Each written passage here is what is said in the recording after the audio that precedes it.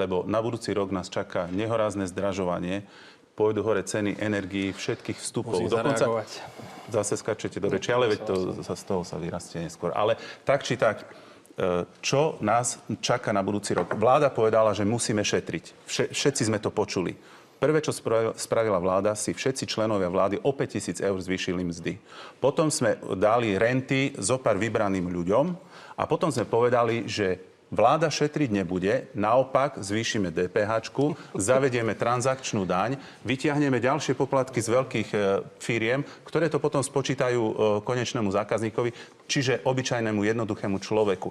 Ja chodievam, pán Bartek, nakupovať každú sobotu pre našu rodinu a pre svojich svokrovcov a pre svojich rodičov. Oni sú už dôchodcovia, chorí dôchodcovia. A stretávam tam jednu pani, povedzme, že ju budem volať pani Anka, matku 4 detí. Ona dnes musí rozmýšľať, že čo dá do košíka. Na budúci rok príde o daňový bónus